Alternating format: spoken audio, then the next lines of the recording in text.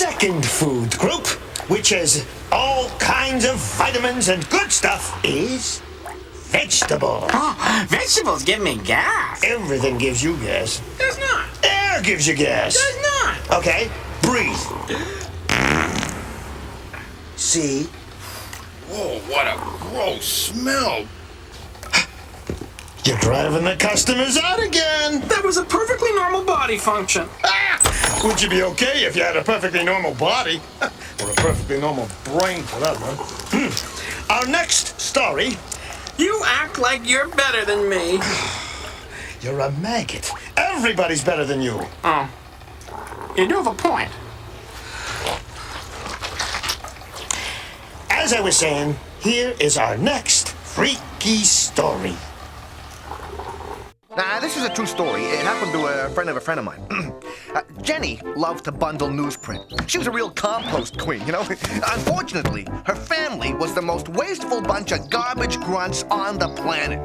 Every Saturday, Big Bill, that's Jenny's dad, would be out in the backyard stoking up his huge briquette-burning barbecue for the weekly weenie roast. Bill was a big fan of Maxi Franks, 18 inches long, big, fat, and greasy. Every Saturday, Big Bill got the grill going good. Then Cheryl, that's Jenny's mom, would come out on the deck dragging a box of frozen Franks the size of a small dumpster. Now, the Maxi Franks people, see, they loved packaging almost as much as Bill loved their weenies. A Maxi Frank box could fill a double-sized green garbage bag all on its own. Bill and Cheryl didn't even like to think about garbage. You put it in green plastic bags, tossed it out on the front sidewalk, and it went away. But where does it go? Jenny would demand. Just away, Big Bill would reply. Have another hot dog. One day, Jenny tells her dad, I'm never gonna eat another Maxi Frank, ever, ever, ever.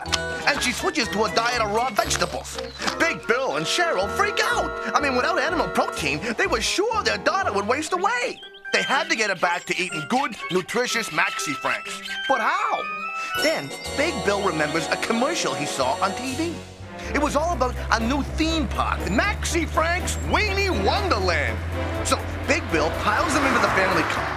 An hour later, they pull up in front of a hot dog the size of an incinerator stack. And on top, there was a big neon sign that said, Welcome to Weenie Wonderland. Man, you would not believe this place. In the middle of all the attractions was a huge square filled with barbecue pits around a monster fun bun fountain. And everyone who worked there was dressed up like plastic mustard and ketchup bottles. And the rides, bratwurst bumper cars, sausage scramblers, and red-hot roller coasters. Oh, and of course, the Maxi Frank merry-go-round.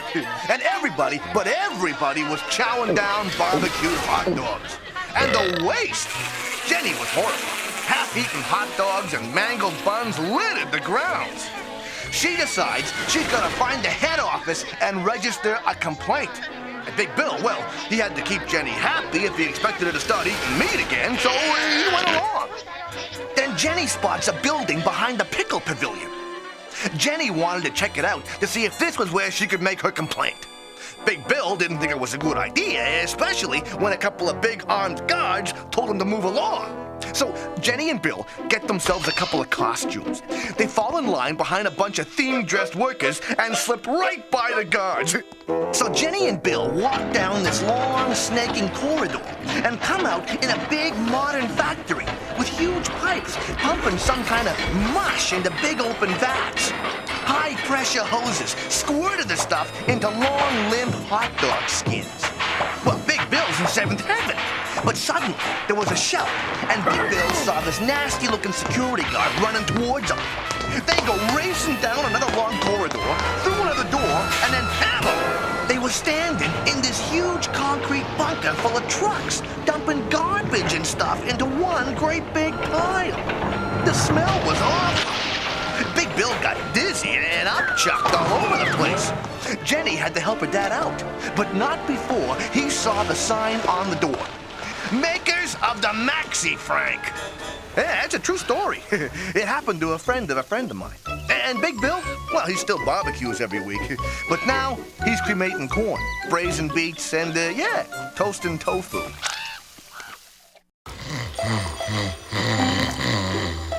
Hey, check this piece out.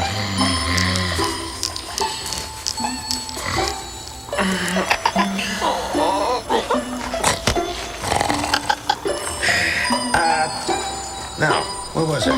Oh, yeah, right. Dairy, which is milk and cheese and stuff like that. You know, makes your bones strong. He ain't got no bones. Okay, our next food group is grains, which is rice and wheat. Boring.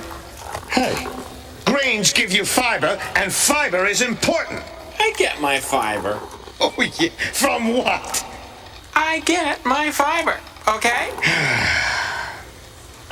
Here's our next freaky story. This is a true story. It happened to a friend of mine. Mike was a stock boy at the local supermarket. It wasn't a bad job, as far as jobs go, but it was pretty boring. Loading groceries onto the shelves and sweeping the floors. Sometimes he'd help the checkout girls bag groceries. Not all the checkout girls, just the hot ones. Anyhow, one day Mike was stocking the shelves, following that old stock boy's rule of thumb of putting the fresh stuff at the back and the oldie moldies up front when he was called to the checkout. One of the customers needed help carrying her groceries. This particular customer turned out to be a granny, and she had a ton of bags with her. Things were starting to look up. You see, another of the stock boys' rules of thumb was that the value of the tip is directly proportional to the number of bags to be carried. Mike picked up the old granny's bags and carried them out to the parking lot. That's when Granny confessed that she didn't have a car and asked if he wouldn't mind carrying the bags back to her place. "It's just around the corner," she said. It didn't take an Einstein to figure out that the old lady'd probably be so grateful she'd give him a really humongous tip. So Mike said, "Sure." So they started walking. That's when Mike realized that just around the corner was kind of an understatement. This granny lived at least a mile from the store and uphill all the way, through a strange, gingerbready kind of neighborhood. The whole place was like Granny City. "Not too heavy for you, is it, Sonny?" asked Granny. Mike, drenched with sweat, grunted and shook his head no. "Mind the eggs, dear," she said. They finally got to her house. Mike dragged the bags up the front steps. He put the bags on the kitchen table and then collapsed into a chair. He was totally wiped. That's when Granny said, "You've been so kind. Let me get you something for your time and trouble. I'll be right back." This is what he'd been waiting for. As the old lady scurried into the back room, she called out, "You must be hungry. Why don't you fix yourself a snack? There's lots to eat in the pantry." Mike was starving now that she'd mentioned it. He got up and opened the pantry doors. It was dark and musty, filled with jars of things like jellied calf's livers and pig's knuckles. What other weird stuff would he find? Something gross, maybe? He knew he should stop looking, but he couldn't help himself. He was hungry. He opened a cupboard door and it rolled out at him. He was scared, but he caught it. It was nothing weird at all. It was just a small jar of mixed nuts. He popped some of the nuts into his mouth. They were pretty good. Could have used some salt, but not too bad otherwise. They'd hold him till he found some real food. But there was nothing. Just jar after jar, shelf after shelf of yucky stuff like porpoise parts and monkey meat. Mike was getting the dry heaves just from looking at it.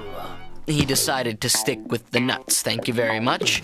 At least he knew nuts were safe. And before he knew it, he'd finished off the jar. Finally, Granny came back into the kitchen.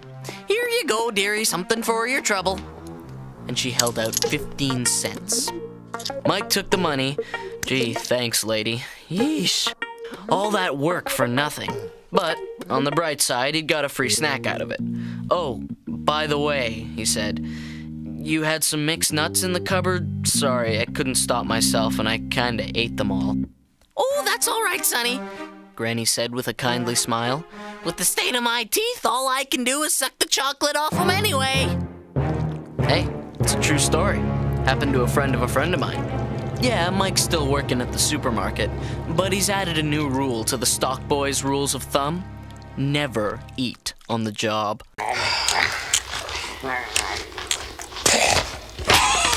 You see, I do get my fiber.